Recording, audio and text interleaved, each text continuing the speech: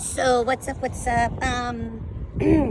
YouTubers, sepsis. What is sepsis? Sepsis is a life-threatening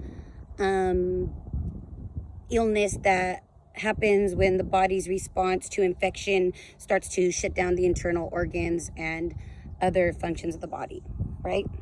So what's up? My name's Rosa, Pink, depends who you are and if you know me or not already. I just wanted to come to you guys and say that, that's what happened for me. I had sepsis running through my body from years of shooting up and even currently and actively, not actively now, but then being a user and not taking care of my body. It was a very serious case where I ended up in the hospital by myself. Alone, scared with the COVID, disease that's going on. I was not able to have anybody come to my side. So for 3 days, I sat there and I fought an infection of 103.4. And I sat there and it felt like I was to blame. Like, you know what? I put myself here. My drug use got me here. How could I dare ask my family or anybody else to pray for me? Or how could I dare ask anybody to come and fight to want to see me when I was sitting there dying alone? But you know what? You don't have to die alone. And you don't even have to die. I fought, I begged, I prayed. I said, Lord, take it away from me, because if you take it from me, I won't take it back. And you know what? He took it. And not to say that it's not without a good struggle in my life, because even now I'm still on some very heavy antibiotics and I'm still trying to fight it, and I still pray every night, and I'm still fearful every night that God might take me home. With that being said, addiction is real. I was stuck on methamphetamine since I was 13 when I started using, and used throughout the duration of my life. I'm 40 years old, and I used meth, I used coke, I did acid, I did heroin, I did alcohol, I smoked cigarettes, I did vaping, I dropped E. I did everything and anything that you could as a drug addict, because I was that addict. I wanted to try everything. I wanted to see what was new. I wanted to see if I was going to like it. I wanted to see if I can get addicted to something else. I was that addict. I was the life of the party. I was the it girl, For the longest time, I always felt like if I was going to be anything, and I was going to be the best of it, to the best of my ability. And that meant if I was going to go party, then I wanted to be that one girl that everybody wanted to be seen with. If I was going to be a drug addict, then I wanted to be that one girl that had all the drugs in the world. I never wanted to be without, because I never wanted to be the one girl that needed it. With that being said, that led me to a very, very restricted life, because being that girl meant I had to keep up with that image, and that meant I had to do the things that girl needed to do, whether it was entertain fools that I didn't want to entertain, or be around people I didn't want to really be around, or hang out with people that were not like me, but I told myself were like me, because how could they not be like me? Because that's what I was doing, right? But I've always been a woman of God. I've always known where I stand in this life. And I always kept saying, God has a bigger plan for me. I know he does. But yet I was restricting myself. When I wouldn't allow myself to want to be better or do better.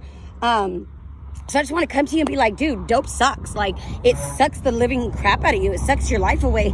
And not to say that all my friends in that addiction were fictitious, or not that to say they were fake friends because, we only had addiction in common. No, on the contrary, like, some of those people are still some of my very best friends. And some of them are still in their addiction right now. And that's okay. That's okay, because we all fight our fights different. We all fight our battles different, But meth was real. Meth is real. Meth is fucking real, dude. And if you think that you're going to use it and this is your first time and you just happen to stumble on my video, don't. I beg you not to. Because if I can touch one person and I can help one person not touch that shit or stay off that shit, praise be, Because let me tell you that stuff doesn't just suck the life out of you, but it sucks the life out of everybody around you. How long did my mom sit there and pray for me? That lady prayed for me so bad that she put me right in jail. She prayed me right into jail. I ended up with a prison term for conspiracy with the intent to distribute and the distribution of methamphetamine. And I got 5 years, 10 months. For a girl who had never did more than a week in jail before, that was a rough little sentence. Out of those 5 years, 10 months, I did 4.5 years. I came out, I was clean. I did about 5.5 years clean altogether. And then I relapsed. And then it was hardcore. It was, well, you know what? The meth ain't doing it for me. Let me try heroin. Let me see how that's going to work. So meth and heroin together, I was like, okay, this is cool for a little bit. And then when it wasn't cool, I said, well, let me kick this shit. Let me get off this. So when I was kicking heroin and I thought, hey, I'm just kicking meth. No, I was kicking and I was sitting there with a fever of 102, 103. And I was like, well, why does this feel so horrible? Oh my God, Lord, like, I'm sorry I picked up another drug. This ain't for me. I'm going to die. Well, I was dying. I was dying with an infection running through my whole system. And I sat there and I kept telling myself, and I kept pushing it off as it's just the addiction and it's just me coming down and this is what I got to feel. I got to feel it to heal it. No, you got to know what your body's saying and listen to your body. When your body's hitting a temperature of 103.4, honey, I think there's something a little more wrong than just you coming down, you know? So I just want to put this out there, you know? I just want to put this out there and say that I'll be coming at you guys with a little more things. I have a lot to say. I have a lot to say about addiction. I have a lot to say about recovery. I have a lot to say about healing. You know, I'm fairly new in my recovery, but don't think that I'm not going to conquer this, because what I'm not going to do is die. I'm not going to die as an addict. My dad died. He passed away about over 10 years ago. And my dad's thing was, when he was sitting there dying in his deathbed, I remember looking at him and I said, aren't you sad that you're leaving me? Aren't you sad that you're not going to be here for me? And he said, no, I'm not sad. I'm sick and tired of being sick and tired. Mind you, my dad was an addict. He was an alcoholic. And I remember thinking, well, that's pretty fucking selfish, old man. Like, that's fucking really selfish of you. How fucking dare you not be there for my entire life? And then when you are part of my life, the minute you get the opportunity to dip, you're going to dip on me? Like, how freaking dare you? Like, what's wrong with you? And I was so mad. And I remember being so angry. And he said, don't let this be you and Bianca. Now, Bianca at this moment is my 15-year-old daughter. And I remember thinking, never will it be me and my daughter. I'll never be you. And then I was him. Just recently, and I was dying in the hospital. Only fucked up thing was I couldn't have my daughter there. My daughter wasn't going to be able to say her goodbyes to me. And I found myself sitting there thinking, wow, I become everything he told me not to become. He warned me, and I didn't listen. I'm listening now, and I hope that my dad's smiling down at me and that he's proud of me and that he knows I'm fighting. But you know what? I want to tell any one of you out there struggling with addiction that you can fight this and you can be better. And I know sometimes it doesn't feel like that, because when we're in our addiction and we're an active addict and we're around all the friends and homies and we're kicking in, the drugs are good and the moment's good and the spot's good. Like, man, I can't tell you there wasn't a better feeling. You want to know what's a better feeling? Is knowing that I'm going to wake up tomorrow. And knowing that if I don't wake up tomorrow, I'm hoping to God I end up up there with him. I end up in heaven. Because when I was an addict, I knew that a lot of things were going to happen. I knew that I'd probably get sick. I knew that I'd probably die alone. I knew that I was going to be an addict. And those things suck. Those things suck. Those are not the legacy I want to leave. And that's not the memory I want my kids to have of me. I got some grown-ass kids now. You know, I have an 18-year-old, a 15-year-old, a 13-year-old. Oh, he's 14. A 14-year-old and an 11-year-old. And know that the last thing I want them to be is like, damn, dude, my mom died a junkie.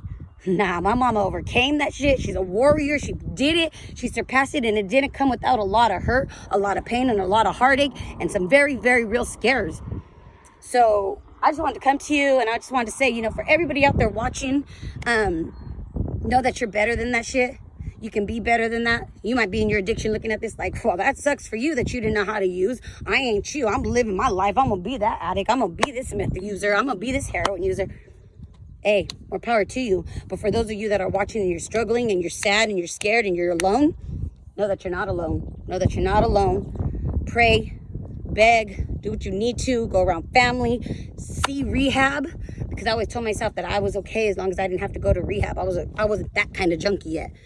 I was that kind of junkie, though. I was just a very maintained junkie. I always had somebody who wanted to take care of me. I always had somebody who wanted to house me. I always had somebody who wanted to give me money. I always had. I had so many enablers in my life that being a true junkie or being anything less than it wasn't hard for me to be that person, because I was enabled, man. I had people taking care of my kids, people wanting to house me, clothe me, kick it with me, because I was cute. I was the cute girl. Might not look like it now, but know that I was that girl. I was the it girl, you know, and I made sure of it. I kept my makeup up on par. I was, you know, while slimmed down back then, you know, my hair was long down to my booty. I was looking cute, like I was the it girl. And then the it girl was the not it girl, you know, like I was in the hospital dying and I was alone. So with that being said, I just want to say, you know, take care of yourself and know that if you ever need anybody, you know, you can slide up on my messages, hit me up. I'll be there for you. I'll pray for you, and know that you never have to be alone. With that being said, till the next time,